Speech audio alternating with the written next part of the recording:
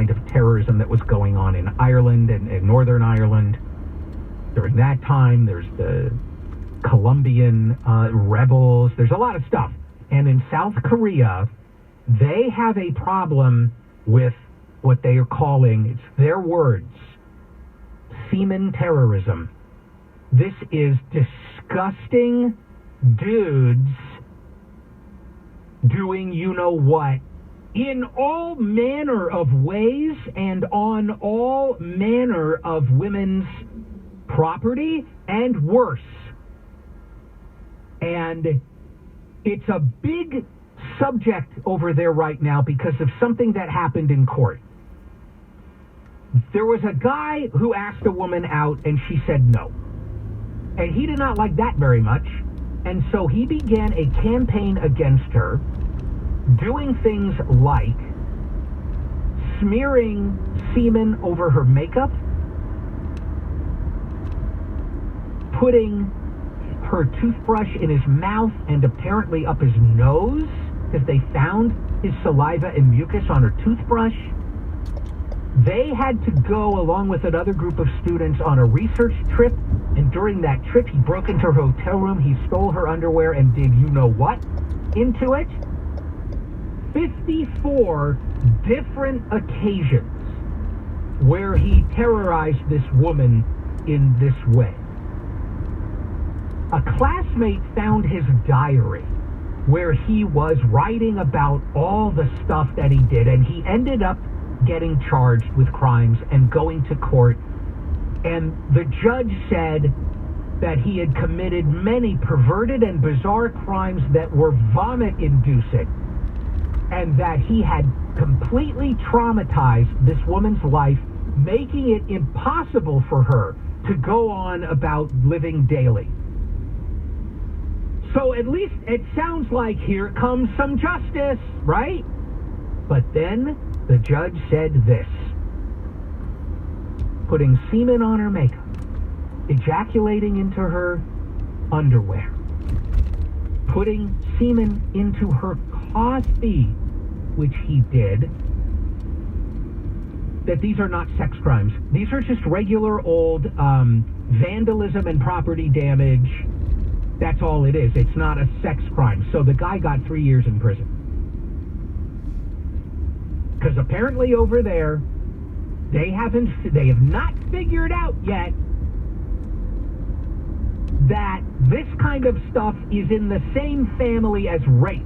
It's not in the same family as keying somebody's car. No, this is not keying somebody's car. But that's the way it is treated. There was another case where some guy at work kept ejaculating into the tumbler, the drink tumbler of a female colleague, and he was also taken to court, and he only got a fine, and the court, in describing why what he did was wrong, focused on the fact that he had ruined the tumbler.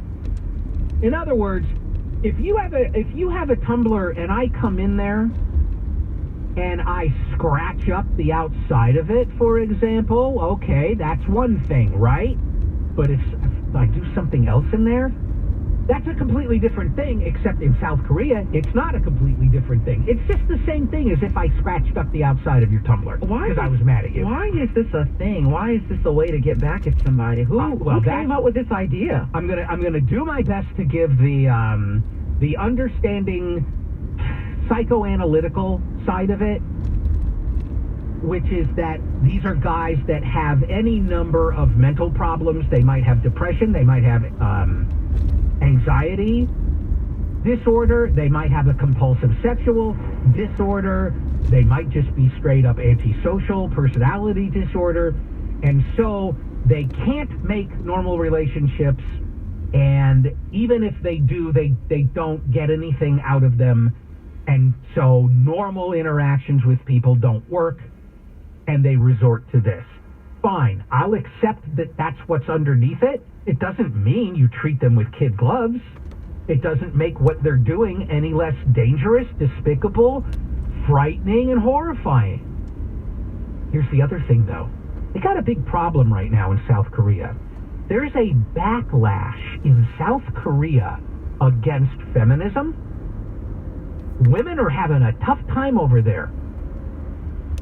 And there is widespread mocking and ridiculing of women who are the victims of this kind of stuff. There was a pretty high-profile situation where somebody spread their on a woman's shoes, and a friend of hers put it on social media like, oh my God, this happened. Like, this is terrible. This happened to my friend. And almost all of the comments were making fun of the woman. People wondering, oh, how hot was she? People talking about, well, this guy certainly has a healthy sex drive. Stuff like that. So I guess if you have a society that is moving towards devaluing women and women's rights and feminism, this kind of thing is not going to be viewed as a sex crime. It's just going to be downplayed as regular old, vandalism. So that's what's going on over there. I'm still shocked. That's disgusting. It's really beyond the capacity of a normal person to wrap their head around how that can be the attitude about this kind of behavior. Yeah. Oh, and you know what? And part of the problem is because this isn't happening to men. I guarantee you, if this was not a misogynist motivated course of conduct, but if somehow just in the culture, if you were mad at somebody, that's how you get back at them. And so every day it was women were finding this in their coffee, but guys were finding it in their coffee. Right. It would be handled much more harshly. But guys over there are like, well, nobody's going to do that to me. I'm a guy. I'm exempt. All right, let's get a news update from Layla Muhammad. It's KFI AM 640 live everywhere on the iHeartRadio app.